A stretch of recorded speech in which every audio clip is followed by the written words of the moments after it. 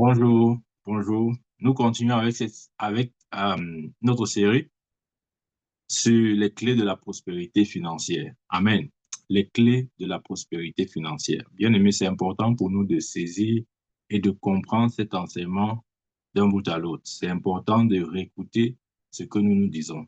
Amen. Aujourd'hui, nous allons voir un élément qui entre dans le succès, ou si vous voulez, dans les clés de la prospérité financière. Il y a un élément très important, c'est ce que nous allons voir aujourd'hui. Aujourd'hui, nous parlons au sujet de honorer, honorer l'homme de Dieu. Amen. Honorer l'homme de Dieu. Ça, c'est un élément important, bien aimé. Honorer l'homme de Dieu. Ouvrons notre Bible dans Romains. Romains 13, verset 7. Ouais, quand on dit honorer l'homme de Dieu comme ça, certains sont fâchés. Ils disent non, pourquoi il a dit ça, il ne doit pas dire ça. Il doit seulement dire que oh, le prophète nous a enseigné que nous devons revendiquer, nous devons dire à Satan d'ôter ses griffes sur nos bénédictions. Et nous devons demander aux anges de nous apporter ça. Lui, le prophète, c'est ce qu'on veut. Ce que tu veux commencer là, on ne veut pas ça. Non, ça fait partie, c'est un paquet, c'est un tout bien aimé. Nous avons besoin de la connaissance. Ouais, Paul dit quelque part que je vous ai annoncé tout le conseil de Dieu. Amen. Nous avons besoin de savoir la vérité dans sa totalité. Amen. Et aujourd'hui, une des clés que nous voyons, c'est honorer l'homme de Dieu. Dans Romains 13, verset 7, il dit ceci. Rendez à tous ce qui leur est dû. L'impôt à qui vous devez l'impôt, le tribut à qui vous devez le tribut, la crainte à qui vous devez la crainte, l'honneur à qui vous devez l'honneur. C'est la parole de Dieu. Il dit, rendez à tous ce qui leur est dû. Bien aimé, nous devons rendre à tous ce qui leur est dû. C'est ce que la Bible dit. Rendez à tous ce qui leur est dû. L'impôt à qui vous devez l'impôt. Par exemple, lorsque nous travaillons dans un pays, nous payons l'impôt dans le pays où nous sommes, par exemple. L'impôt à qui vous devez l'impôt. Le tribut à qui vous devez le tribut. La crainte à qui vous devez la crainte. L'honneur à qui vous devez l'honneur. Amen. OK. Ouvrons maintenant Timothée 5, versets 17 à 18. 1 Timothée chapitre 5, versets 17 à 18. Il dit que les anciens qui dirigent bien soient jugés dignes d'un double honneur, surtout ceux qui travaillent à la prédication et à l'enseignement. Oui, il a dit dans Romains quoi? Rendez l'honneur à celui. Oui, il a dit quoi? Il a dit l'honneur à qui vous devez l'honneur. Amen. Et ici, dans 1 Timothée 5, verset 17, il dit que les anciens qui dirigent bien soient jugés dignes d'un double honneur, surtout ceux qui travaillent à la prédication et à l'enseignement. Donc ici, l'apôtre Paul nous dit que ceux qui travaillent dans la prédication et dans l'enseignement, ils ont droit, ou ils sont, comment dire, nous devons leur accorder un double honneur. Amen. C'est ce que la parole de Dieu dit bien, mais je n'ai pas écrit ce verset. Ce verset existe avant que je ne vienne sur terre. Ouais. Il dit que les anciens qui dirigent bien soient jugés dignes d'un double honneur, surtout ceux qui travaillent à la prédication et à l'enseignement. Le verset 18 dit ceci. Car l'Écriture dit, tu n'émuseleras point le bœuf quand il foule le grain, et l'ouvrier mérite son salaire. Amen. L'ouvrier mérite son salaire. Bien aimé, l'ouvrier mérite son salaire. C'est une loi, c'est une loi divine. Ça n'a rien à voir avec nos sentiments. Est-ce que nous voulons? Est-ce que nous, est-ce que, je ne sais pas moi, est-ce que ça nous plaît ou ça ne nous plaît pas? Non, c'est la loi, c'est la parole de Dieu. Il a dit l'ouvrier mérite son salaire. Un double honneur à ceux qui travaillent à la prédication et à l'enseignement. Paul dit que ceux-là doivent recevoir un double honneur. Amen. Bien, mais c'est important de comprendre ça. Pour ceux qui sont appelés au ministère, Vraiment pour ceux qui sont appelés, pas ceux qui y vont parce que, bon, ils veulent un peu fuir euh, peut-être les difficultés de la vie ou je sais pas moi quoi. Non, ceux qui sont appelés, ceux sur qui Dieu a déposé son esprit et son sceau. La Bible dit pour ceux qui sont appelés dans la prédication et dans l'enseignement, ils méritent un double honneur. Amen. Et plus bas, il dit l'ouvrier mérite son salaire. C'est dommage de voir combien de fois parfois nous, les enfants de Dieu, nous ne comprenons pas cette vérité-là. Et nous passons à côté de beaucoup de choses. Nous passons à côté des grâces beaucoup plus grandes. Regardez, Jésus avait dit, les fils du dehors sont plus sages que les enfants de la lumière. Regardez même la manière à laquelle notre société, ou bien nos traditions, nos cultures, comment, ça, comment est-ce que la tradition est segmentée. Par exemple, à l'Ouest Cameroun, et c'est comme ça partout d'ailleurs, à l'Ouest Cameroun, on a les chefferies. Et dans chaque chefferie, il y a un chef. Il y a un chef. Amen. Et dans la logique de la tradition, bien sûr, le chef est censé diriger son troupeau, son peuple, le peuple, enfin, les ressortissants de son village. Et lorsqu'il a cette tâche-là, les ressortissants du village ont aussi pour devoir de soutenir le chef. Les païens font ça, il n'y a pas de problème. Mais dès qu'on arrive dans la maison de Dieu, c'est comme si chacun pèse le bon sens. C'est une erreur bien, mais je vais vous dire, c'est une erreur parce que Satan sait que si l'homme de Dieu a le temps d'être efficace, le résultat sera différent. Voilà pourquoi il essaye de convaincre les gens que non, vous n'avez pas besoin de faire ça. Laissez-le qui se débrouille, qui fasse comme il veut. Dieu va faire. On a toutes ces choses qui passent dans nos têtes. Mais c'est une erreur, bien aimé. C'est une erreur. Parce que si celui qui a reçu la tâche pour la prédication et l'enseignement ne dispose pas suffisamment du temps, le temps matériel pour se préparer pour la chose, vous pensez que son rendu sera quoi? Ça sera compliqué. Je vous dis la vérité. C'est d'ailleurs pour ça que vous allez voir que dans l'Église en général, c'est l'Église francophone qui est un peu plus en avant par rapport l'Église anglophone, je veux dire, par rapport aux francophones. L'Église anglophone a compris beaucoup de choses que nous, les francophones, nous tardons encore à comprendre. Amen. Imaginez-vous. OK, raisonnons ensemble. Si l'apôtre Paul, le grand apôtre Paul, avait une contrainte de travail sur sa vie, c'est-à-dire s'il devait se lever non, là je vous parle clairement et à cœur ouvert. S'il devait se lever à 8 heures, aller s'asseoir dans un bureau, attendre 18 heures, rentrer à la maison, vous pensez vraiment qu'il devait accomplir son ministère? Je ne suis pas sûr. Il n'allait pas le faire. Du moins, il n'allait pas le faire comme il l'a fait. Amen. Il n'allait pas le faire comme il l'a fait. Parce que la ressource que Dieu a donnée et sur laquelle tout tourne, tout pivote, tout tourne comme ça, c'est la ressource temps. C'est tout. Nous avons tous 24 heures. Donc, si celui qui est appelé à la prédication et l'enseignement n'a pas le temps pour se donner à fond, le résultat ne peut pas être la même chose. Ce n'est pas possible. Et Satan, c'est que si celui qui est appelé à la prédication et l'enseignement ne se donne pas à fond dans sa mission, c'est le peuple qui aura des problèmes. C'est le peuple qui aura les problèmes. Amen. C'est pourquoi même dans nos cultures africaines, ouais, on aime souvent dire, ah non, ils ne sont pas dans la foi, hein, ils font les traditions, ils font les crânes, ils font ceci. Mais nous devons des fois copier un peu de ces gens-là, bien-aimés. Nous devons copier un peu leur sagesse. Amen. Copions leur sagesse. Regardez comment, on va dire qu'ils sont peut-être dans l'erreur, oui, si vous voulez, mais ils sont plus disciplinés que beaucoup d'entre nous. Ils sont plus disciplinés que le corps de Christ, de manière générale. Amen. Ils croient en leur leader et ils donnent en leur leader la capacité de rester concentré sur sa mission. Amen. À ce moment, ça ne gêne personne. Mais dès qu'on arrive à des choses de Dieu, non, tout le monde commence à être gêné.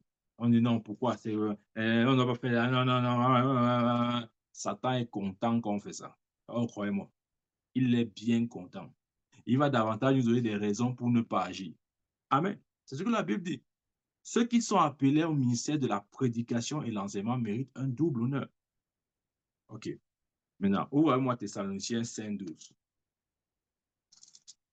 1 Thessaloniciens 5, 12. Je lis le verset 12 à 13. Là, il dit, nous vous prions, frères, d'avoir de la considération pour ceux qui travaillent parmi vous, qui vous dirigent dans le Seigneur et qui vous exhortent. Verset 13. Ayez pour eux beaucoup d'affection à cause de leurs œuvres. Soyez en paix entre vous. Amen. Ça, c'est encore Paul qui parle. Bien-aimés, nous devons avoir un profond respect, une profonde considération pour ceux qui sont appelés au service de Dieu. Je sais que de nos jours, aujourd'hui, ça ne veut rien dire. C'est un appel parfois banalisé, parfois même méprisé, même par les chrétiens. Quand tu dis à un chrétien ne parle même pas des païens. Tu dis à un chrétien que tu es serviteur de Dieu, on dit, oh, ça gagne combien serviteur de Dieu? Ça paye? Ça sert à quoi? Ça te sert à quoi d'être serviteur de Dieu? Malheureusement, c'est là où nous sommes. On a banalisé cette fonction noble. Amen. Pourtant, ce n'était pas ainsi dans l'Ancien Testament. Non, ce n'était pas ainsi. Ouvre encore avec moi. 1 Corinthiens. 1 Corinthiens, chapitre. Ouais, on va parcourir un peu les Écritures ce matin.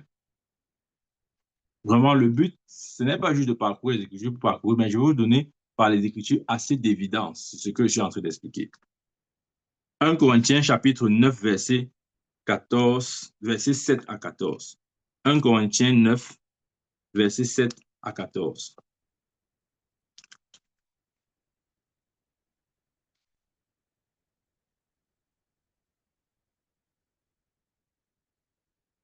OK.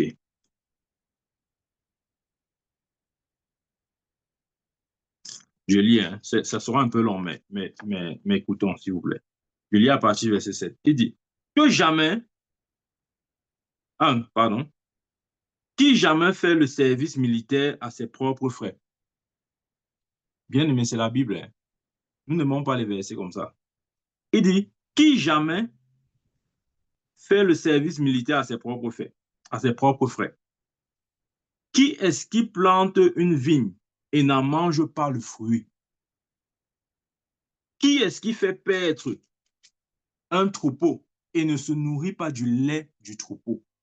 Bien-aimé, tu ne peux pas paître un troupeau sans te nourrir du lait du troupeau. Ce sont les Écritures. Ouais, c'est ce que la Bible dit. Attends, je lis encore, tu l'as compris. Qui est-ce qui fait paître un troupeau et ne se nourrit pas du lait du troupeau? Ces choses que je dis n'existent-elles que dans les usages des hommes? La loi ne les dit-elle pas aussi? Verset 9. Car il est écrit dans la loi de Moïse, tu ne muselleras point le bœuf quand il foule le grain. Dieu se met-il en peine des bœufs ou parle-t-il uniquement à cause de nous? Oui, c'est à cause de nous qu'il a été écrit que celui qui laboure doit labourer avec espérance. Ouais? Celui qui laboure doit labourer avec espérance. Et celui qui foule le grain, et celui qui foule le grain, pardon, et celui qui foule le grain foulé avec espérance dit avoir part. Amen. Et celui qui foule le grain foulé avec espérance dit avoir part. Verset 11. Si nous avons sémé parmi vous, écoutez maintenant ce que Paul dit. Si nous avons sémé parmi vous les biens spirituels, est-ce une grosse affaire si nous moissonnons vos biens temporels? Ça, c'est Paul qui parle.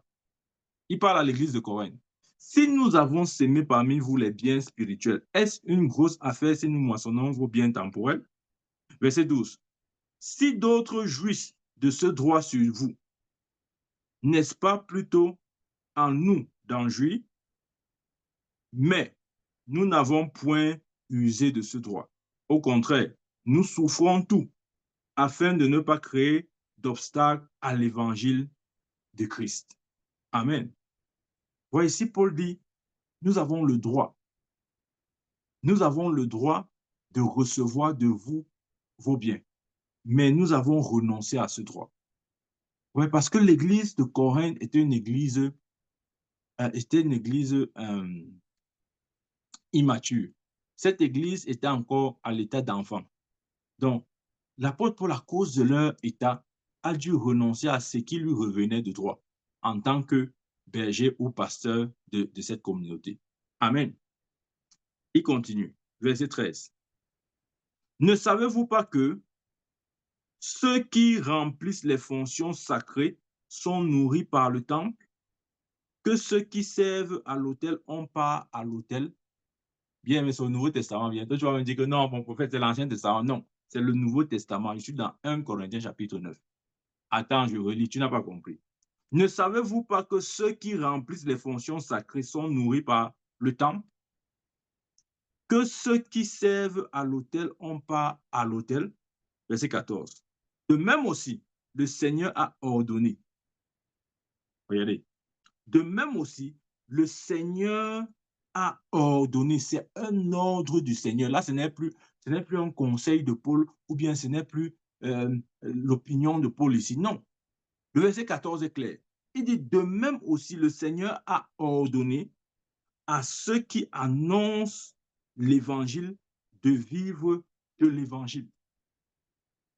Tu vois, tu n'aimes pas les versets comme ça. C'est la Bible. Le Seigneur a ordonné que ce a ordonné, donc c'est un ordre, c'est un ordre. Voilà. Donc ça veut dire que si ça ne se passe pas comme ça, on est en train de bafouer l'ordre que Jésus a donné. C'est Paul qui dit ça. Il dit de même aussi, le Seigneur a ordonné à ceux qui annoncent l'évangile de vivre de l'évangile. Bien aimé, il n'y a rien de, je dois enlever ça un peu dans nos esprits.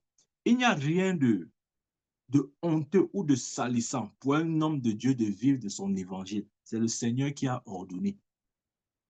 C'est dans ta Bible. Tu pourrais que tu esquives la partie là. J'ai lu ça aujourd'hui. Lis 1 Corinthiens chapitre 9, verset 14. De même aussi, le Seigneur a ordonné, il faut souligner ordonné, à ceux qui annoncent l'évangile de vivre de l'évangile. C'est l'ordre divin. Amen. Ne nous disons pas que non. Est-ce que c'est comme ça que Dieu a ordonné? Amen. Si tu n'es pas convaincu, allons maintenant dans Galates. On a en train de parler des secrets de la prospérité financière. Parce que tu vas commencer à dire que le prophète a en train de parler d'autre chose. Je parle toujours, c'est toujours sur le même thème. Galates 6, verset 6. Il dit que celui à qui l'on enseigne la parole fasse part de tous ses biens à celui qui l'enseigne. Tu vois, c'est Galates. Ce n'est pas l'Ancien Testament. On va te connaître. Tu vas dire non, le prophète, tu nous avais dit que vraiment l'Ancien Testament ne concerne pas l'Église. Non, c'est Galates. Galates chapitre 6, verset 6. Lis avec moi. Où est ta Bible? Que celui à qui l'on enseigne la parole fasse part de tous ses biens à celui qui l'enseigne. À celui. Fasse part de tous ses biens à celui qui l'enseigne. OK. Regardez le verset 7. Ne vous y trompez pas. On ne se moque pas de Dieu. Ce qu'un homme aura sémé, il le moissonnera aussi. Ouais, souvent on aime sortir ce verset de son contexte. On dit ce que l'homme a sémé, il va moissonner. Oui, si on veut. Mais s'il faut rester dans le contexte, c'est dit dans le contexte du verset 6. Amen. Il dit que celui à qui l'on enseigne la parole fasse part de tous ses biens à celui qui l'enseigne. C'est la parole de Dieu, bien-aimé. Ouais. Si on ne dit pas aussi les vérités comme ça, hein, peut-être parce qu'on ne veut pas mettre les gens, entre guillemets, mal à l'aise, ça va donner un bon prétexte pour l'ennemi. Et je vais nous montrer ça aujourd'hui. Soyez juste patient avec moi aujourd'hui, s'il vous plaît. C'est le week-end. J'ai beaucoup de choses à dire aujourd'hui.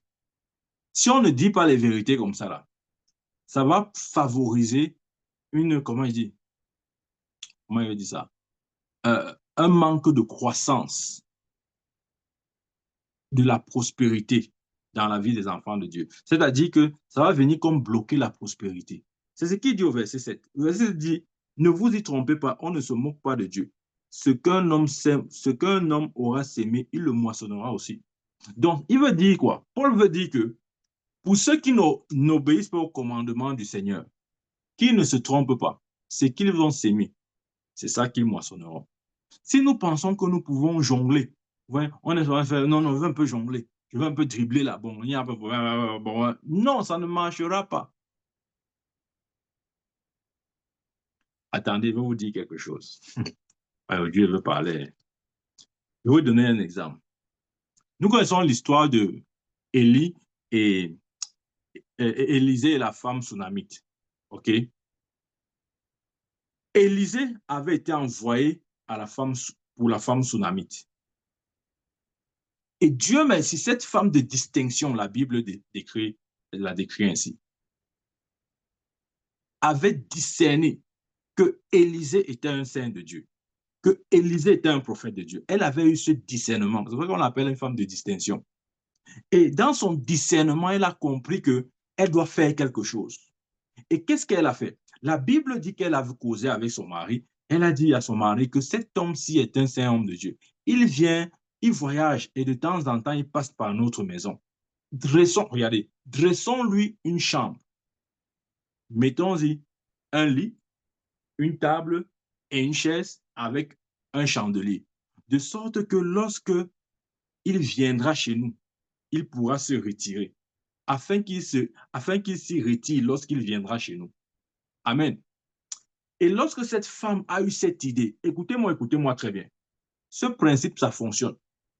Je vous dis, ça fonctionne. Ne vous limitez pas seulement à ce que j'ai dit l'autre jour que, oh oui, revendique ta bénédiction. Dis à Satan d'enlever ses griffes sur ta bénédiction. Demande à l'ange d'apporter ça. Oui, c'est vrai ce que j'ai dit. Mais c'est important de compléter ça avec ce que je suis en train de dire aujourd'hui.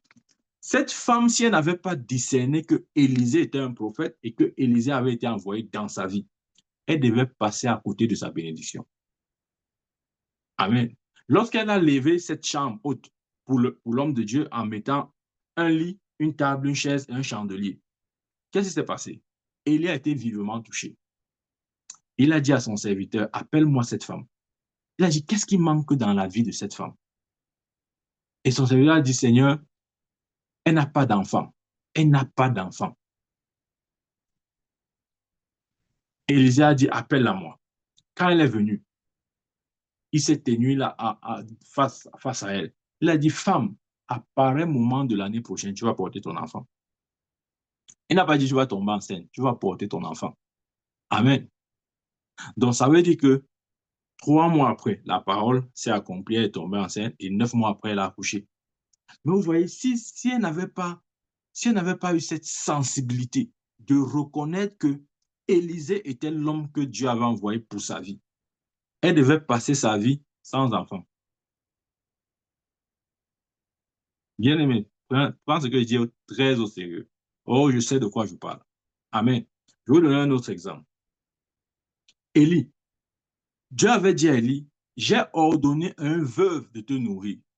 Mais quand on lit la Bible, on se rend compte que même la veuve là n'était pas riche.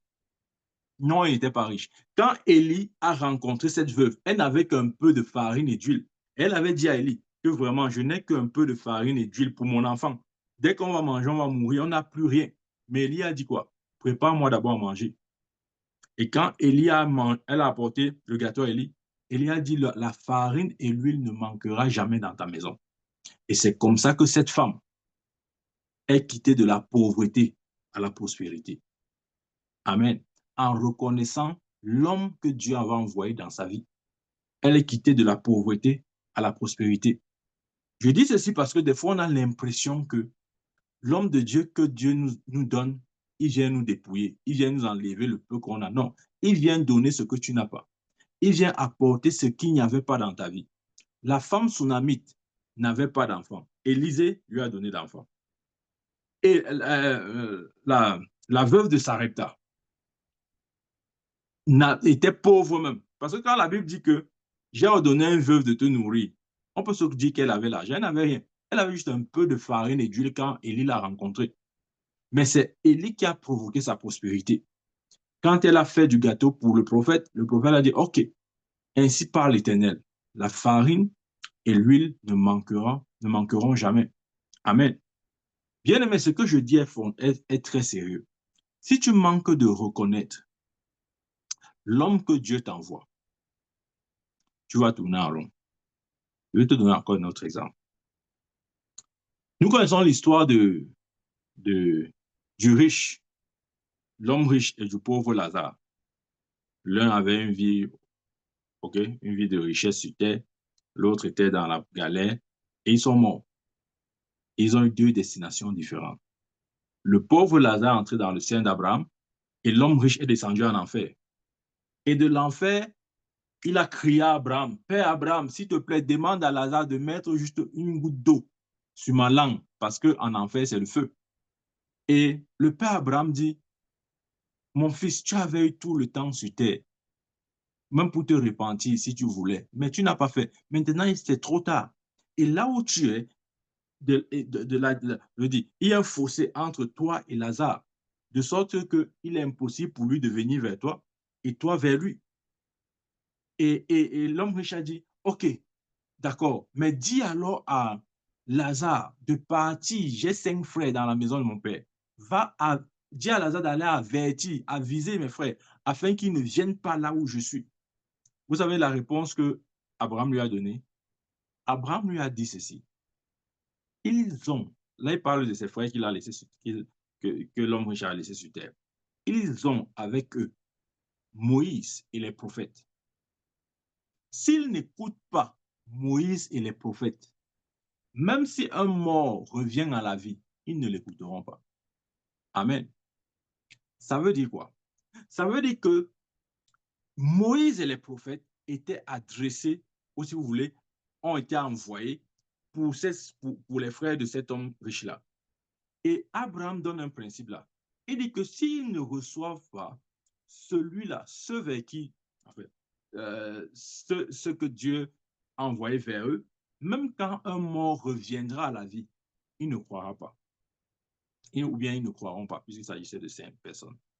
Bien aimé, ça veut dire quoi? Ça veut dire que le fait de manquer de discerner l'homme que Dieu envoie dans ta vie, beaucoup de choses peuvent se produire, même en mal. C'est vrai. Oh, c'est vrai. C'est vrai ce que je dis. Si à un moment donné, j'avais manqué de reconnaître la voie autorisée que Dieu avait envoyée dans ma vie, je vous assure qu'on ne serait peut-être pas en train de tenir ces réunions. Oui. Parce qu'à un moment dans ma vie, le niveau de combat dans lequel j'étais, c'était au-dessus de mes forces. Et il fallait quelqu'un de ce genre pour me retirer de là. Amen. C'est vrai, oh. Ne dis pas que oh, c'est vrai, c'est vrai, c'est vrai. Amen. C'est vrai. Il y a des gens spéciaux, ou si vous voulez, des gens spéciaux que Dieu envoie vers toi. Et tu dois les reconnaître.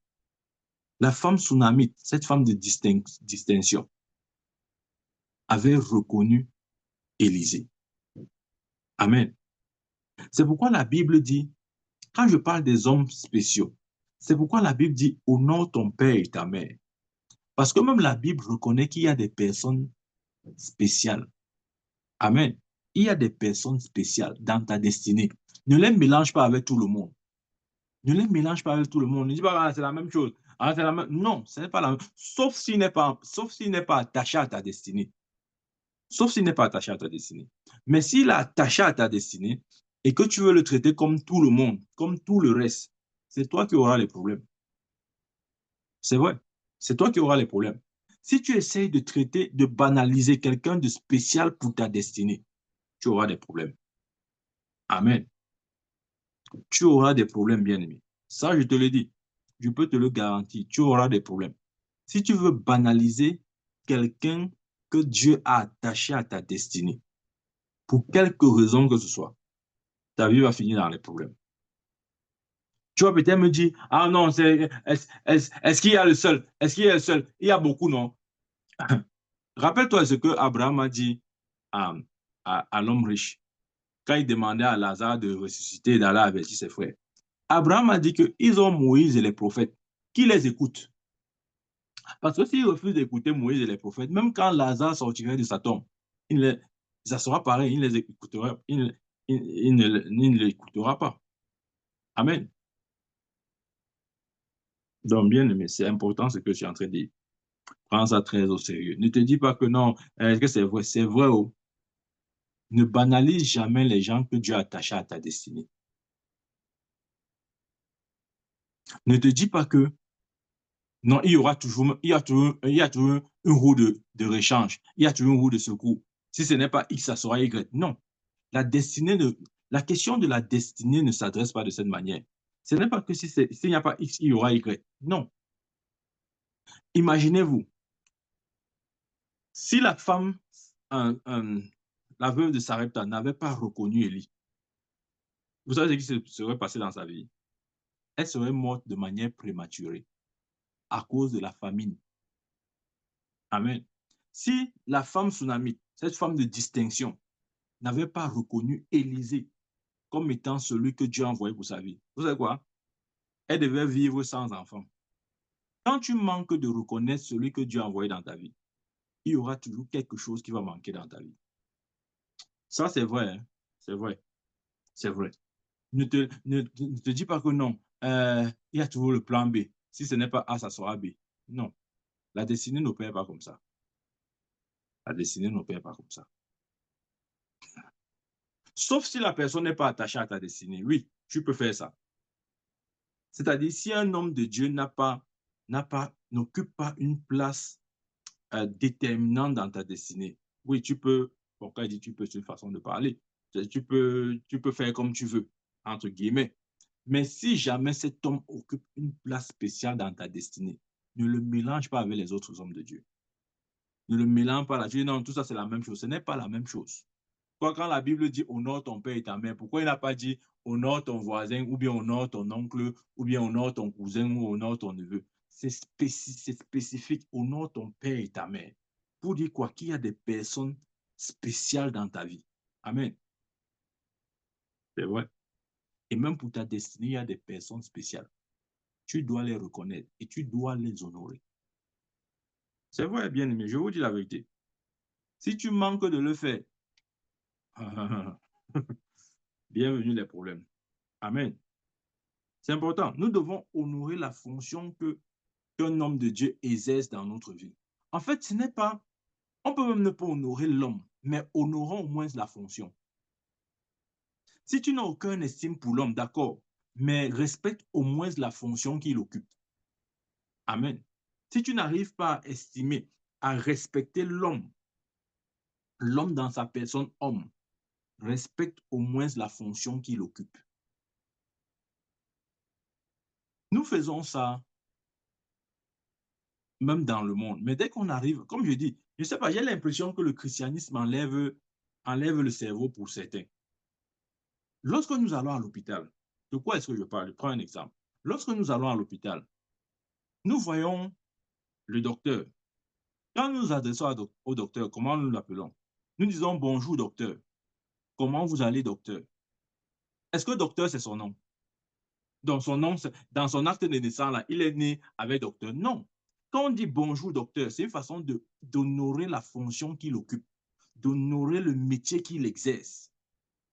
Parce que si tu le méprises dans son métier, tu ne recevras pas ce qu'il peut te donner en tant que docteur. Amen. Il peut être ton cousin, il peut être ton ami, il peut être ton frère, il peut être n'importe qui. Mais bien aimé, pour recevoir ce qu'un docteur peut te donner, il faut l'appeler docteur. Ne viens pas avec la familiarité. Ce qui dérange l'Église, c'est la familiarité. Il y a trop de familiarité. Oh non, c'est mon frère. Ah, c'est mon petit frère. Ah, dis donc, c'est un petit comme ça. Ah, je l'ai vu grandir, non? Il vient a dit qu'il est pour faire de quoi? Ah, qu'il est dans des choses là. C'est la familiarité, bien aimée. Et j'ai un problème parce que, bon, ce n'est pas un problème personnel. Je sais comment l'onction fonctionne. Quand il y a la familiarité, je ne perds même pas mon temps pour m'attarder même une seule seconde parce que je sais que ça ne marchera pas. Vous n'avez pas lu dans votre Bible. La Bible dit que Jésus à Nazareth, il n'a pas pu faire de miracle. On dit souvent que Jésus n'échoue pas. Qui a dit ça? Jésus échoue aussi. Il est arrivé à Nazareth, là où il a grandi. La Bible dit dans Marc qu'il n'a pas pu faire de miracle. Donc, il a essayé de faire les miracles. Ça n'a pas marché. Pourquoi? La familiarité. Parce qu'on se disait que non, on l'a vu grandir au milieu de nous. Je le connais. On partait jouer au ballon ensemble. On se lavait sous la pluie ensemble.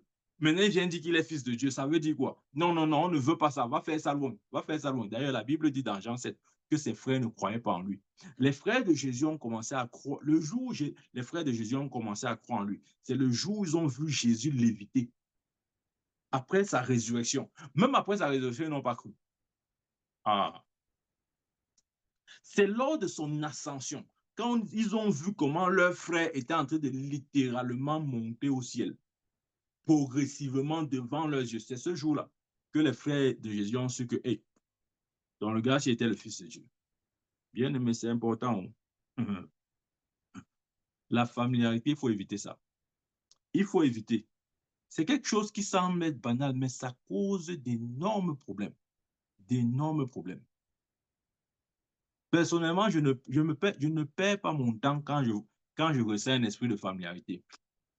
Ça ne va pas marcher. Je ne veux même pas prier, je veux seulement écouter. Tu vas bavarder des choses, bah voilà. Je dis, OK, OK, OK, que Dieu t'aide. Terminé. Parce que je sais que si je prie, ça ne marchera pas. Parce que la personne à ce moment, dans son esprit, c'est quoi? Est-ce que c'est le petit frère? Est-ce que c'est le frère? Est-ce que c'est le cousin?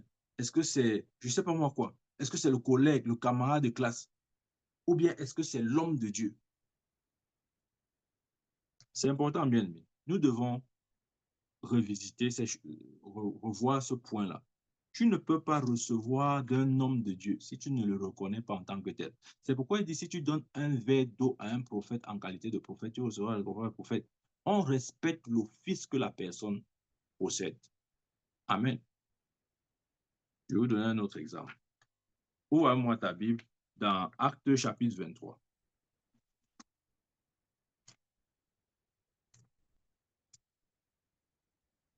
Actes chapitre 23. Actes chapitre 23, versets 3 à 5. Suivez bien, hein? Suivez bien. Alors Paul lui dit, bon, prenons à partir du verset 1, pour nous imprégner mieux du contexte. Acte 23, verset 1. Paul, les regards fixés sur le Sanhédrin, dit, homme frère, c'est en toute bonne conscience que je me suis conduit jusqu'à ce jour devant Dieu.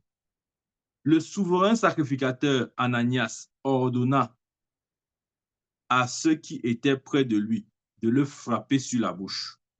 Ça, c'est le souverain sacrificateur. Son nom est Ananias. Il leur a ordonné, Paul était devant le Sanhédrin, il leur a ordonné qu'on frappe Paul sur la bouche. Et regardez le verset 3.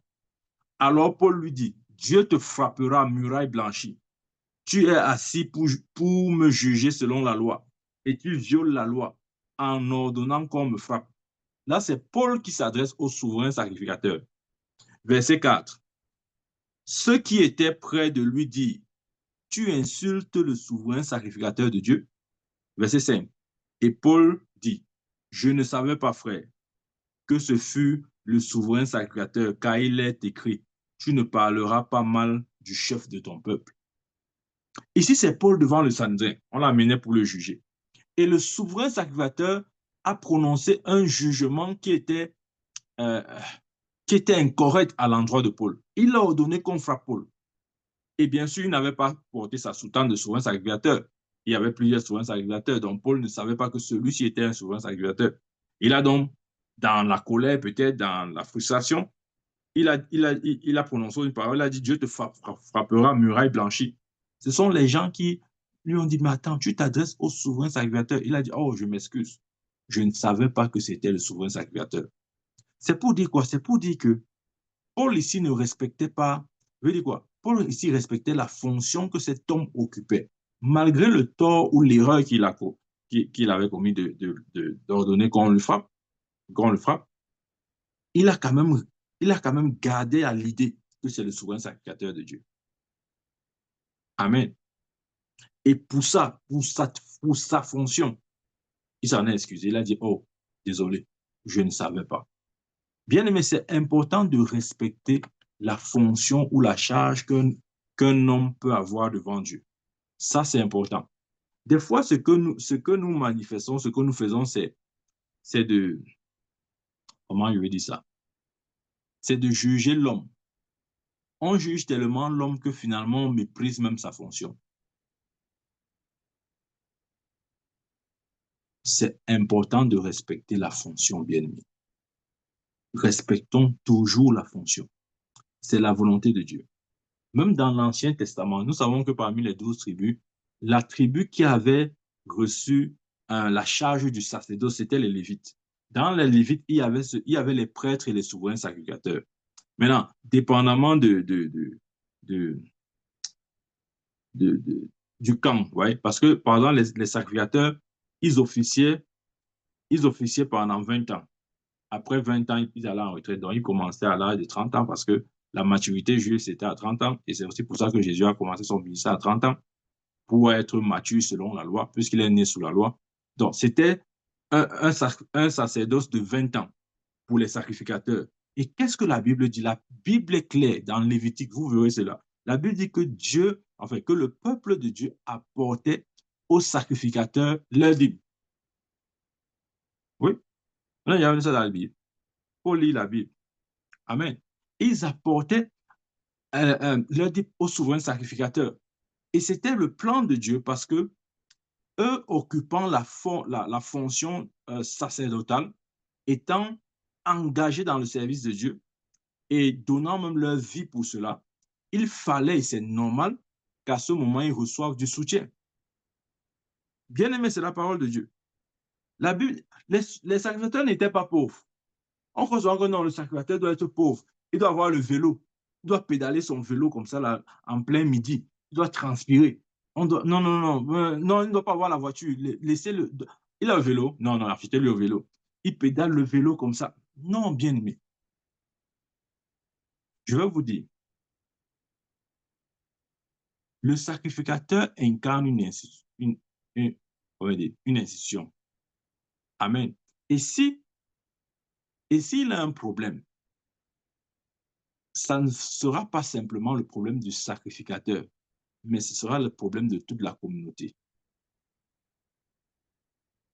Amen. Ce que je veux dire, c'est que si le sacrificateur, pour une raison ou une autre, n'est pas dans les conditions prescrites par la parole de Dieu, je vais vous dire la vérité. Ce qui va se passer, c'est que Satan aura le pouvoir d'agir. Écoute-moi très bien. Satan aura le pouvoir d'agir à ce moment parce que manifestement, nous sommes en train de briser l'ordre du Seigneur. Il a dit, le Seigneur ordonne que celui qui prêche l'évangile vive de son évangile. Ça, c'est un ordre. Et si nous brisons la loi de Dieu, Satan, à ce moment, a le droit. Il a le droit. Amen. Il a le droit. C'est pourquoi c'est important, bien aimé. C'est important de donner un double honneur à ceux qui occupent la charge de la prédication et l'enseignement. C'est quelque chose de, comment je vais dire ça? On a souvent l'impression ou on croit souvent que non, non, ce n'est pas un travail. Ah non, c'est juste un passe-temps. Bon, il faut juste, bon, c'est juste un passe-temps, non?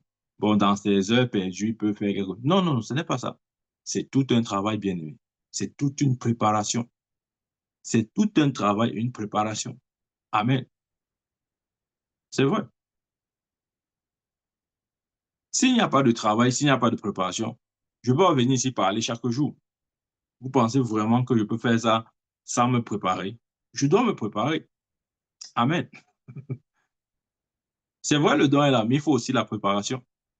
Donc, c'est important, bien aimé. Ne croyons pas que non, bon, si on va en faire, bon, si on va en faire pas.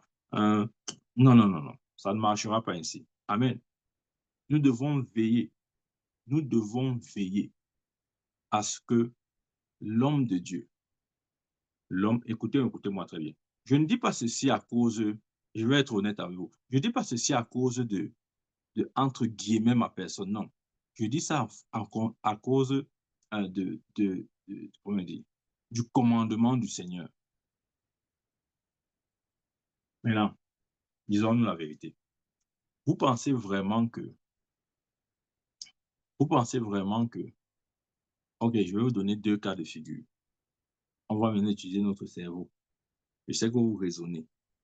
Dieu vous a béni avec un excellent cerveau. C'est pourquoi j'en appelle à votre cerveau maintenant.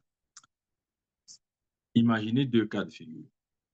Dans un premier cas, on a un pasteur qui part à 8 heures du matin, qui rentre à 18 heures,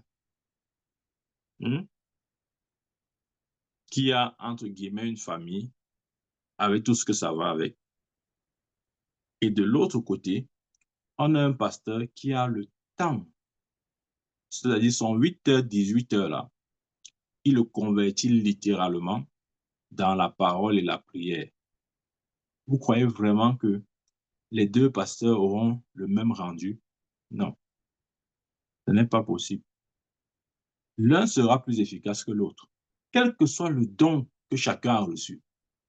Si il n'y a pas ce travail intense, ce n'est pas seulement une question de don, bien aimé. Il y a aussi le travail. Même quand Dieu te donne le don, si tu ne travailles pas suffisamment pour aiguiser ce don-là, ça risque de devenir, comment je dis ça? Ça risque de se tourner en moquerie, en fait. Amen. Parce qu'il faut le temps pour ces choses. Il faut le temps. On consacre du temps, bien aimé. Ce n'est pas seulement, ce n'est pas seulement venir là, ouvrir le micro, parler. Blablabla. Non, ça demande aussi du temps. Ça demande la préparation. Et mieux l'homme de Dieu se prépare, plus il est efficace. Il est efficace dans le couloir que Dieu lui a donné, sera efficace même dans l'opération des dons que Dieu lui a donné, sera efficace dans l'ensemble de son ministère. C'est pourquoi même depuis l'Ancien Testament, Dieu avait ordonné que les choses soient ainsi. Si pour l'Ancien Testament, ça a été vrai, à combien plus forte raison nous, les chrétiens du Nouveau Testament? Amen. Bien-aimés, soyons sages. Apprenons à agir avec sagesse. La sagesse de Dieu au-dessus de la sagesse des hommes. La sagesse des hommes consiste à voir justement différemment de Dieu. C'est-à-dire, quand l'homme est dans sa sagesse, ce qu'il conçoit, c'est exactement le contraire de ce que Dieu conçoit ou de ce que Dieu voit. Amen. Dieu veut que les choses soient ainsi. C'est important d'honorer. Bien aimé, lorsque tu le fais, ce n'est pas simplement, ouais, il faut aussi enlever cette idée-là. Les gens pensent que non, le fait, c'est, je suis en train d'aider l'homme de Dieu. Non. Si tu le fais dans cette optique-là, tu es en train de faire de la mauvaise manière et ça va pas marcher. La femme sunamite, on pouvait dire qu'elle était en train d'aider Élisée en construisant une chambre, un lit, une chaise, une table, un chandelier. Mais ce qu'elle ne savait pas, c'est qu'elle s'aidait elle-même. C'était sa propre porte qu'elle ouvrait pour son enfant. Amen. Donc, bien aimé, il y a cette mentalité que nous avons souvent.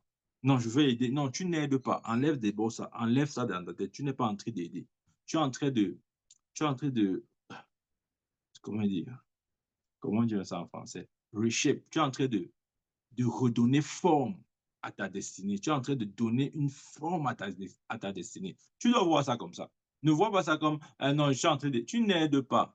Sois humble, bien-aimé. Quand, quand la femme, la veuve, Dieu dit à Élie quoi? J'ai ordonné une veuve de te nourrir. Quand tu partais de la maison à la veuve, c'était seulement un peu de farine et d'huile. Amen. Mais lorsqu'elle a nourri le prophète a multiplié le peu qu'elle avait. Elle s'est retrouvée dans l'abondance. Bien aimé, lorsque Dieu établit un principe, ne faisons pas comme si nous faisons ce principe-là pour aider ou bien pour le bénéfice de quelqu'un d'autre. Non, c'est d'abord pour nous. C'est d'abord pour notre propre bénéfice. Parce que si nous manquons de nous voir, premièrement, dans notre bénédiction, nous donnons de la mauvaise manière. Amen. Quand tu donnes et tu dis, je donne pour moi, pour pour ma destinée, pour que mes portes restent toujours ouvertes. Je donne pour que Dieu se charge toujours de garder le ciel ouvert au-dessus de ma tête. Bien aimé, c'est la meilleure façon de donner. Mais si tu donnes en disant, je donne, ah bon, je vais faire comment? Il faut que je donne quelque chose. Je dois donner quelque chose à l'homme de Dieu là. L'homme de Dieu l'a dérangé. Non, bien aimé. Dès que tu commences de cette manière, tu as faussé le jeu. Tu as faussé le jeu. Il est question de nous d'abord, bien aimé. Il est question de nous d'abord. Ne nous disons pas que non, je suis... Non, non, non, non. Tu es en train de frayer ton propre chemin. Tu es en train de frayer ton propre chemin. C'est vrai. Donc, bien aimé, c'est important de comprendre ça. Honorer l'homme de Dieu constitue une clé pour la prospérité financière. Amen. Dieu va commencer à ouvrir des portes étranges lorsque tu commences à le faire de manière fidèle. Dieu va commencer à te donner des choses que tu n'aurais jamais eues par toi-même. Dieu va te donner ce que ta main ne pouvait pas te donner, ce que tes relations ne pouvaient pas te donner. Amen. Parce que c'est le principe qui est respecté. Et quand le principe est respecté, attends-toi aussi à la bénédiction. C'est vrai. Il a dit, rendez l'honneur à qui, rendez l'honneur à qui est dû, à celui qui mérite l'honneur. Amen. C'est important, bien aimé. Disons encore, il faut qu'on doit encore lire ça. Je suis dans Romains 13, verset 7. Rendez à tous ce qui leur est dû. L'impôt, à qui vous devez l'impôt. Le tribut, à qui vous devez le tribut. La crène, à qui vous devez la crène. L'honneur, à qui vous devez l'honneur. Amen. Bien aimé, c'est important. Rendons l'honneur à qui on doit l'honneur. C'est important. C'est très important, ça. Ne nous disons pas que non, ce n'est pas utile. Ou bien, je le fais pour, je le fais pour aider. Non, non, non, non. Le motif est très, très mauvais. Et quand le motif, la Bible dit que Dieu sonde les cœurs et les reins. Quand un motif n'est pas bon, bien aimé, quel que soit ce que tu fais, ce n'est pas approuvé par Dieu. Il ne se retrouve pas dedans. Il ne peut pas dire Amen, il ne peut pas mettre le sceau si ce n'est pas fait selon ses exigences. Amen. Il ne peut pas. Nous devons rendre l'honneur à celui à qui l'honneur est dû. Amen. Ça, c'est important. Il y a toujours, comment je veux dire ça?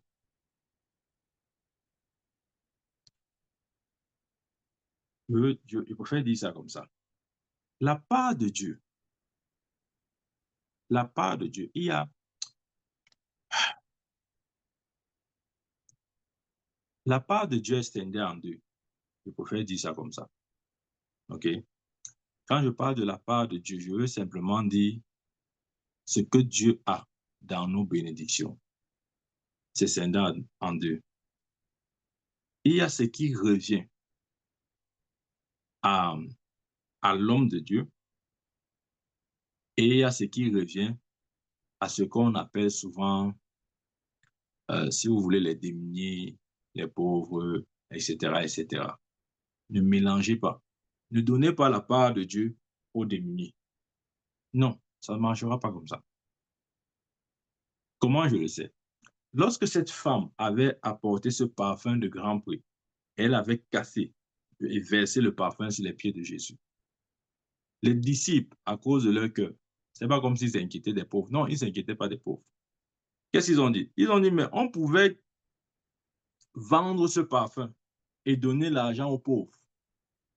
Et Jésus a dit, les pauvres, vous les aurez toujours, mais moi, vous ne m'aurez pas toujours. Ça veut dire quoi, bien-aimé? Ça veut dire que il y a la part qui revient à Dieu. Ça ne porte pas ça pour donner à un pauvre, à un veuve ou à un orphelin. Ça ne va pas te bénir. Ça ne va pas te bénir, je te dis la vérité. Ça ne va pas. Il a dit donner le tribut à celui qui a le tribut, l'impôt à celui qui a l'impôt. Amen.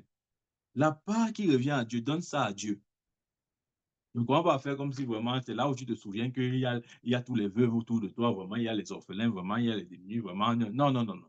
Ça, c'est pas du tout vrai. Ça, c'est de l'hypocrisie. Ce qui est à Dieu, redonne à Dieu. Maintenant, prends ce qui est pour les veuves, les orphelins, va leur donner aussi pour eux. Oui. Mais ne prends pas ce qui est à Dieu, tu donnes à un orphelin. Ne prends pas ce qui est à Dieu, tu donnes à un veuve. Non, ce n'est pas comme ça, bien. Sinon, tu es en train d'agir exactement comme les disciples de Jésus qui avaient dit que non, vraiment, vendons le parfum si on donne aux pauvres, on donne aux pauvres. Pourtant, ce parfum revenait à Jésus. Elle a dit quoi? Elle va comme ça verser, son parfum là symbolise, comment il dit ça? Elle a annoncé ma mort et ma résurrection. Parce que quand nous mourons versé un baume, c'était une préfiguration de la mort de Christ. Elle a annoncé par cette action prophétique la mort de Jésus et donc sa résurrection. Mais qui combattait cette action? C'était les disciples. Pourquoi? Parce qu'ils avaient une fausse compassion pour les pauvres. Ils ne se souciaient pas des pauvres. Bien aimé, je dis ceci pourquoi? Je vais vous dire, ce que Satan essaye de faire, c'est que sur la part qui revient à Dieu, il va te dire que non, ne donne pas ça à Dieu. Il y a telle personne là-bas, non? Telle personne est malade, va le donner. Non, non, tu ne vois pas que voilà ton voisin, il n'est pas là à l'école. Tu vas le donner ça, va le donner ça. Prends la dîme, s'il va le donner au voisin là. Non.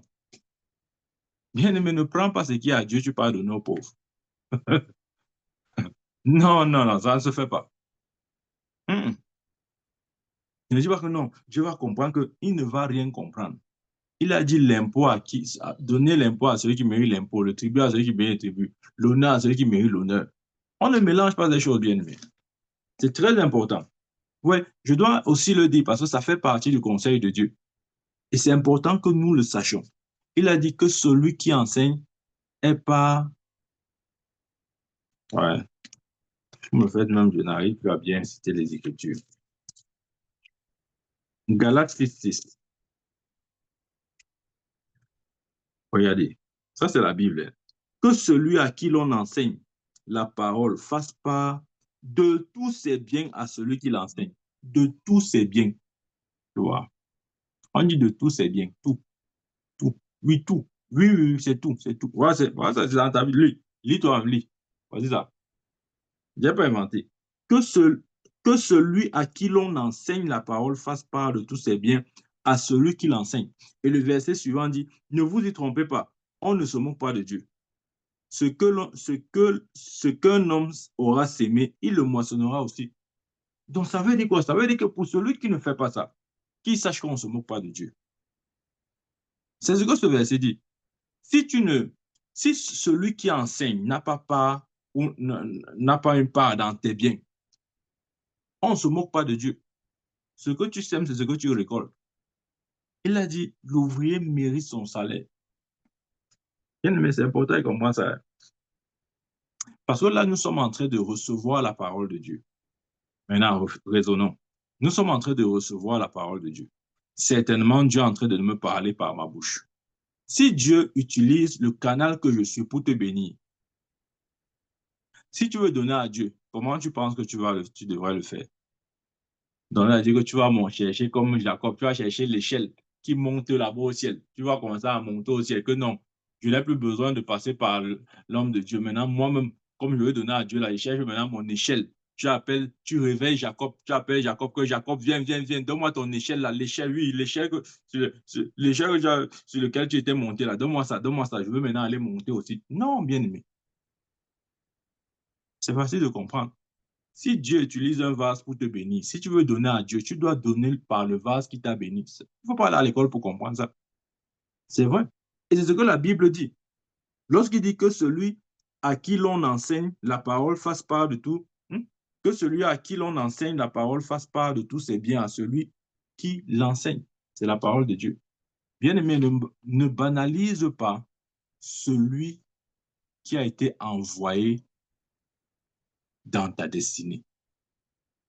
Ne banalise pas sa présence. Ne le traite pas comme tout le monde. Je ne dis pas que non, il y a beaucoup d'hommes de Dieu, non, il y a beaucoup d'hommes de Dieu. Non, ce n'est pas comme ça.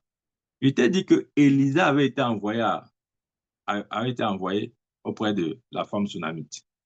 Élie avait été envoyé auprès de la veuve de Sarepta. Et chacune de ces femmes-là, si elle ne discernait pas que voici celui que Dieu m'a envoyé. Si elle banalisait, si elle disait, oh non, Élisée, oui, c'est un homme de Dieu, mais bon, c'est un homme de Dieu comme tous les hommes de Dieu, ça fait quoi? Eh ben, non, elle a dit non, dressons une chambre pour l'homme de Dieu. Mettons-y un lit, une table, une chaise. Comme ça, il pourra s'y retirer lorsqu'il viendra chez nous. Amen. Ça veut dire qu'elle n'avait pas banalisé la présence de l'homme de Dieu dans sa vie. Elle n'avait pas banalisé ça. Elle n'avait pas banalisé. Elle dit, aujourd'hui, on n'a plus le sens du sacré. Elle dit, tout est banal. Un homme, Dieu envoie un homme de Dieu dans ta vie. Bien, mais je t'ai dit, tu n'as peut-être pas compris. Si tu rejettes l'homme que Dieu a envoyé dans ta destinée, parce que tu estimes qu'il y a beaucoup d'hommes comme ça là, sauf s'il n'a pas été envoyé dans ta destinée ou pour ta destinée. Oui, tu peux faire ça. Mais s'il a été envoyé pour ta destinée et tu veux banaliser sa présence dans ta vie, parce que tu crois que non, il y a beaucoup comme ça dehors, tu vas simplement souffrir. C'est vrai. Et je te rappelle ce que le père Abraham avait dit à l'homme riche. Lorsqu'il disait que non, père Abraham demande au pauvre Lazare d'aller avertir mes frères qui sont à la maison. Lazare dit qu'ils ont Moïse et les prophètes. S'ils n'écoutent pas, s'ils ne les écoutent pas, même Lazare, il ne les écoutera pas. Amen. Ils n'écouteront pas, même Lazare. Même Lazare. Ça veut dire que lorsque tu banalises celui que Dieu a envoyé dans ta destinée, même quand un ange viendra du ciel, tu ne le recevras pas. C'est vrai ce qu'il dit. Écoute, c'est vrai ce que je dis. Si tu banalises celui que Dieu a envoyé dans ta destinée, même quand l'ange de Dieu descendra du ciel, il va venir te dire, je suis l'ange de Dieu. Tu crois peut-être que tu vas le recevoir, tu ne vas pas le recevoir. C'est ce que Père Abraham essayait de dire à l'homme riche. S'il ne reçoit pas Abraham, s'il ne reçoit pas Moïse et les prophètes, même Lazare, ils ne le recevront pas. Amen. Ils ne le recevront pas. Bien aimé, c'est important de considérer ces choses. C'est la volonté de Dieu. Maintenant, je vais vous donner un témoignage.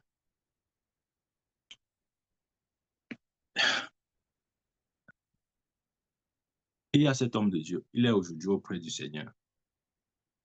Le prophète Kobos.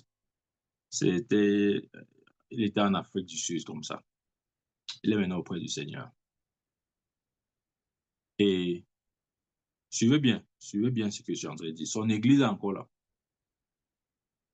Je le dis parce que j'ai entendu ce témoignage de sa bouche. Il dit que pendant qu'il était en train de... C'est un très grand serviteur de Dieu, hein, très grand serviteur de Dieu en Afrique du Sud. Il dit dans sa communauté, il était pasteur. Et il priait beaucoup pour ses fidèles. Oh Dieu, je prie vraiment pour que tu bénisses mes fidèles. Bénis tes enfants, fais ceci, fais cela, fais cela, fais ceci. Il priait, mais il ne voyait pas vraiment de résultat. Il ne voyait pas vraiment de résultat. Après, Dieu lui a dit, je ne peux pas les bénir quand ils ne sont pas prêts à te bénir. Quand l'Église a commencé à se dire, à voir, parce que dans leur communauté, comme partout ailleurs, ils ont ce qu'ils appellent l'offrande de l'homme de Dieu, ou certains disent l'offrande du prophète. Quand ils ont commencé à lui donner ça, à lui apporter ça, l'Église a commencé à prospérer. L'Église a commencé à prospérer. Et les chrétiens apportaient davantage, donnaient davantage. Mais le conseil des anciens, ils se sont assis là comme ça, les anciens églises, ils ont commencé à murmurer. Ils ont dit non, non, non, je crois qu'on doit un peu, on doit revisiter la cagnotte du prophète là. Ça devient déjà un peu consistant, ce n'est plus bon. On doit voir ça, on doit voir comment diminuer. Bien aimé, ce qui me plaît avec ce prophète, il ne discutait jamais rien. Ce que, ce que ces anciens décidaient, il acceptait. Il a dit, OK, il n'y a pas de problème, faites comme vous voulez. Le jour où on a décidé de réduire sa cagnotte parce qu'on estimait qu'on lui donnait suffisamment, l'économie de l'Église a commencé à rechuter. Rechuter. C'est après qu'ils se sont rendus compte que c'est depuis le moment où on a commencé à dire que non, le prophète ne doit plus en avoir, ou le prophète doit avoir de manière réduite. C'est comme ça que l'Église a commencé à sombrer aussi. Quand elle dit ça, tu vas dire c'est biblique. Attends, je vais t'expliquer. Rappelle-toi que Israël un jour était en guerre. Et la Bible dit que quoi? Il y avait 2 hommes qui soutenaient les mains de Moïse sur la montagne. Et quand les mains de Moïse étaient soutenues, le peuple en bas avait la victoire. Et quand les mains de Moïse étaient baissées, le peuple perdait. Et c'est là où ils ont discerné que leur victoire dépendait des mains élevées de Moïse. Ils ont donc envoyé 2 personnes soutenir ces 2 mains toute la nuit jusqu'à la fin du combat. Amen. Bien aimé, c'est vrai ce que je suis en train de dire. Même si ça ne sonne pas correct dans ton esprit, sache que c'est vrai. La victoire d'Israël dépendait des mains élevées de Moïse. La Bible dit que parce qu'il était sur la montagne, il levait juste les mains comme ça. Et quand ses mains étaient gardées comme ça, debout, le peuple dans la vallée gagnait la bataille. Mais vous voyez, c'est difficile de rester longtemps avec les mains levées. Il était aussi fatigué. Et quand il baissait à cause de la fatigue, le peuple, enfin l'adversaire, prenait le dessus sur Israël. On a dû faire venir 2 hommes pour tenir et maintenir ses bras soulevés jusqu'à ce qu'Israël remporte la victoire. Bien aimé, c'est vrai ce qu'il dit. Ne laisse pas Satan te faire croire que non. Est-ce qu'on doit faire ça? On ne doit pas faire ça. Non, je vais réfléchir. Non, je vais attendre que Dieu me parle. C'est la confusion. Il est déjà en train de te parler. Il t'a dit, sauf si un homme n'est pas envoyé dans ta destinée. Oui, ça, tu as raison. Mais si Dieu te connecte ou s'il est connecté à ta destinée, ne le traite pas n'importe comment. Si tu ne veux pas finir n'importe où. Amen. C'est vrai. C'est vrai, ne le traite pas n'importe comment. Même s'il joue, même s'il est simple, même s'il est blagueur, même s'il est même fou des fois il va aussi il n'a pas le cerveau. Continue de respecter l'office qu'il a reçu de Dieu. Amen. Si tu respectes cet office-là, si tu agis à cause de l'office, tu auras la récompense que l'office peut donner. C'est vrai ce qu'il dit. Hein? Si tu respectes l'office et que tu agis à cause de l'office, tu auras la récompense de l'office. Amen. Mais si tu banalises, tu as... Ah, dis donc. Ah, dis donc. C'est un petit là, il fait des petits shows là, comme ça, on ne sait pas. C'est pas, il dit qu'il a envoyé de Dieu. Non, c'est vrai bien. Si un homme est envoyé dans ta destinée, ne banalise pas sa présence. Ne le traite pas comme tous les autres. Ouais, je vais vous dire quelque chose. Je ne traite pas mon père spirituel comme tous les autres hommes de Dieu. Il y a beaucoup d'hommes de Dieu que je respecte, hein, que j'aime, ou des hommes de Dieu pour lesquels j'ai un profond respect. Mais pour moi, mon père spirituel reste mon père spirituel. Personne ne peut l'enlever. C'est comme ça, il a cette place-là. Il aura toujours cette place-là. Et je me refuse de banaliser sa présence dans ma vie. Je me refuse de dire non. Parce que je sais que le jour où je commence avec ça, c'est le même jour que mon déclin commence. Amen. Je t'ai dit, si un homme n'est pas connecté à ta destinée, fais ce que tu veux. Il n'y aura pas de conséquences graves. Mais s'il est connecté à ta destinée, ne t'amuse pas ne fais pas l'erreur de le mélanger dans le même panier.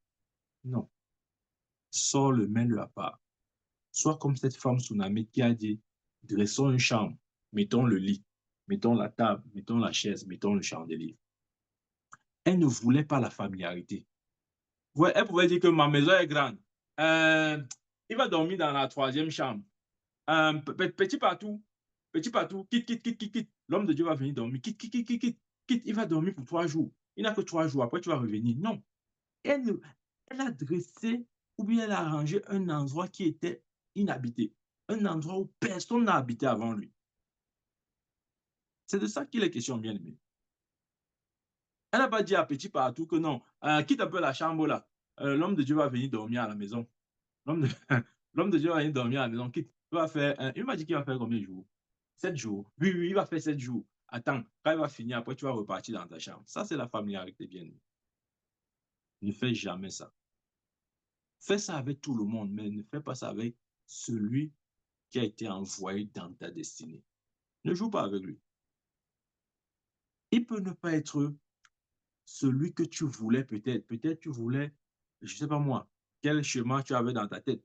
Peut-être tu veux un prophète un prophète blanc, ou bien, je ne sais pas moi, un homme de Dieu, je ne sais pas moi, qui a une méga église, qui est connu dans tout le monde entier, un homme de Dieu qui a la chaîne, la télévision la plus regardée dans le monde entier, quel que soit le chemin que tu as dans ta tête. Ce n'est pas ça le plus important. Le plus important, c'est de discerner l'homme qui a été envoyé dans ta destinée. Bien-aimé, si tu réussis à le discerner, je veux que si peut-être tu ne t'es jamais posé cette question-là, mais profite de cet enseignement pour te poser cette question objectivement. Amen. Tu peux m'écouter, mais ce n'est pas moi qui a été envoyé, qui suis en fait, ce n'est pas moi que Dieu a envoyé pour ta destinée. Ça, c'est possible. Oui, c'est possible. Mais c'est important d'identifier. Si tu n'as pas encore identifié, identifie ça de manière claire. Quel est l'homme que Dieu a attaché à ma destinée? Ne t'amuse pas avec lui. Ne t'amuse pas avec lui. Même quand il veut rire, ne ris pas. Même quand il veut amener la familiarité, crée la distance. Même quand il veut la familiarité, crée la distance. Pour ton bien, crée la distance. Pour ton bien, crée la distance. Je te dis la vérité, ça, c'est pas expérience, il te dit. Pour ton bien, crée la distance. Parce que si tu entres dans le piège de la familiarité, sa voix n'aura plus de sens pour toi. Et si sa voix n'a plus de sens pour toi, c'est terminé. C'est fini. Il devient un homme ordinaire pour toi. Et s'il est un homme ordinaire pour toi, tu ne peux plus rien recevoir de Dieu par lui. Et c'est terminé. Donc, bien aimé, j'espère vraiment que tu as compris ce message. Ce n'est pas fini, hein? On va continuer. On va continuer. Amen. Peut-être dimanche, on continuera encore avec ce thème. Je n'ai pas fini. Honorer l'homme de Dieu. Ça, c'est la partie 1. On aura la partie 2. Donc, c'est important, bien aimé. N'oublie pas ce que nous sommes dit. N'oublie pas, c'est pour ton propre bien. C'est pour ton propre bien, bien aimé. Que Dieu nous bénisse. Au nom de Jésus-Christ. Amen. Amen, amen. Y a-t-il des questions?